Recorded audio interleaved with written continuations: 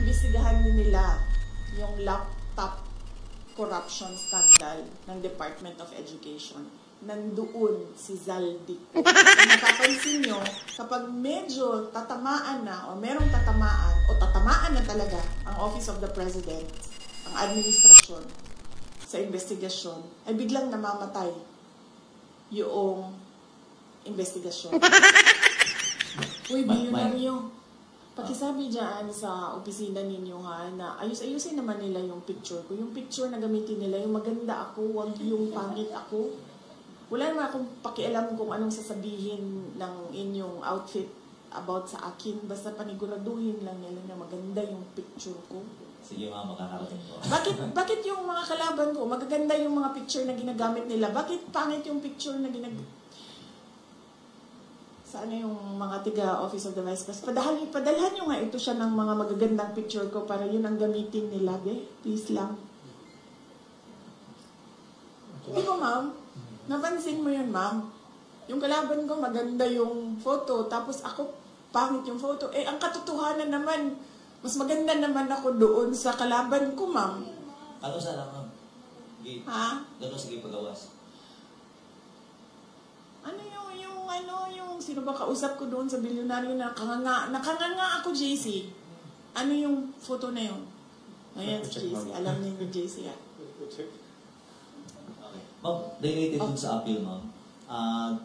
May panibagong evidence ba kayong sinubmit sa ICC dun sa appeal? Sorry, hindi ko alam. Kasi hindi nag-discuss yung abogado sa akin kung ano yung laman ng appeal. Ang napag-usapan lang namin is merong appeal. Udyo na kung sa pre-trial chamber ba or sa appeals chamber yung appeal? Appeals chamber. Appeals chamber. Yes. Any other topic? Any other questions? Follow up on ICC? Kami? Ibang topic. Ibang topic. Another topic. RJ, ikaw pa rin. Okay. Regarding sa plano po ni bagong Ombudsman Remulla na hukay niya ulit sa hukay yung Parmali case. Sa tingin niyo may nilulutong narrative yung administration? Oh yes. Oo. Matagal naman na ako nagsasabi, di ba, na wala namang ginagawa itong gobyerno na ito. Kundi, number 1, mamulitika, at number 2, ubusin ang budget ng Pilipinas sa korupsyon. So, yan lang yun. Ang ginagawa nila, sir, sa totoo lang. Meron ba kayong nakikitang project? Wala. Diba? So, ibig sabihin, wala na silang ibang objective para sa kanilang pagkaupo dyan sa administrasyon. Kundi,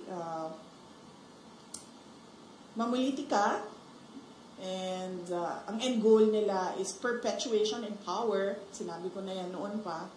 And paano nila gagawin yon ay syempre ubusin nila yung kaban ng bayan sa korupsyon.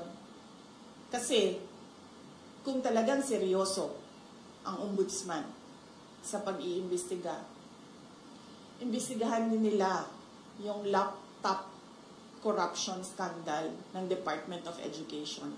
Nandoon si Zaldico. At alam ko yun dahil gumawa kami ng sarili naming investigation sa loob ng Department of Education noong ako ay Department of Education Secretary. May I just say na merong confidential funds na pumunta doon sa paghahanap ng ebidensya sa investigasyon na yun. Ano ba naging involvement ni Saudi ko dun sa laptop? SunWest ang contractor ng laptop doon sa DepEd. Next question. Ispili Casimiro, ABS-CBN. So bakit, wait lang, di pa ako tapos pala. So bakit specific yung pag-iimbestiga? Bakit hindi iniimbestigahan lahat ng corruption scandal? Bakit kinokontrol yung kwento sa korupsyon? Bakit hindi nilalabas lahat ng mga insidente o mga gawain o mga iskandalo sa korupsyon? Bakit pinipili? Kaya natin nasasabi lahat na merong controlling the narrative ay dahil pinipili nila kung ano yung gusto nila imbestigahan.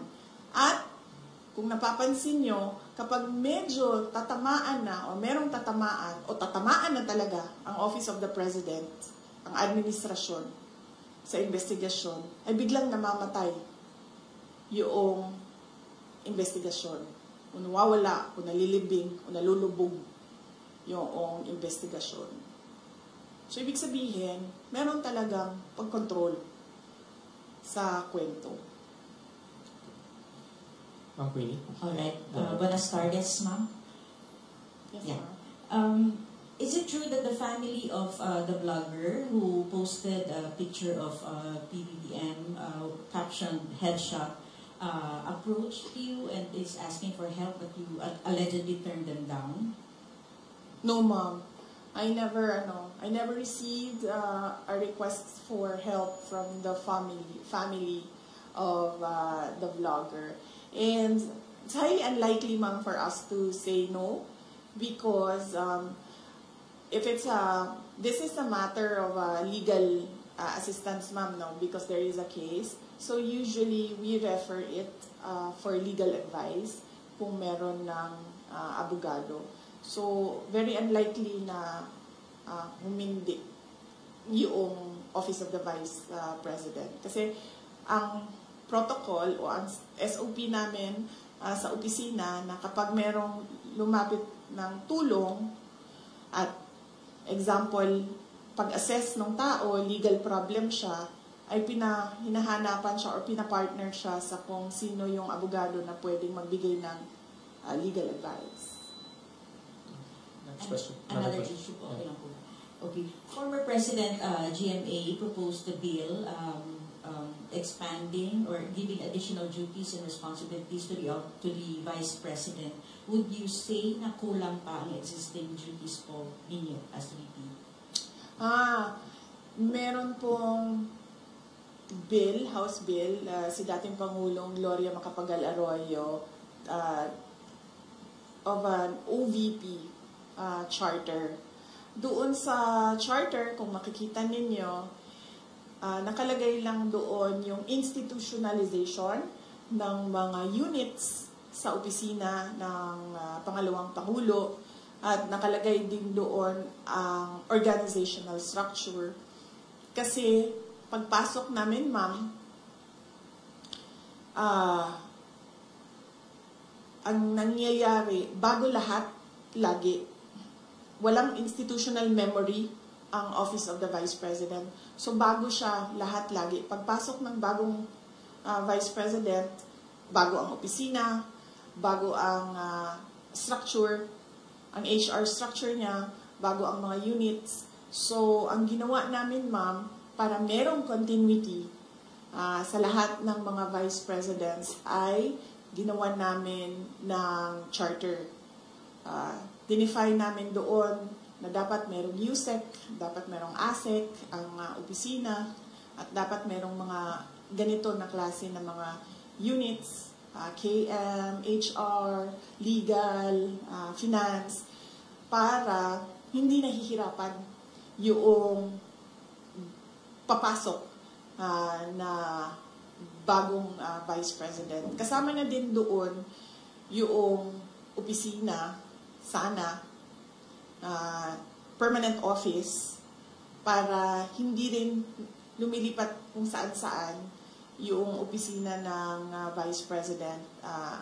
Ang pinakauna doon is that para alam ng mga tao kung nasaan ang Office of the Vice President.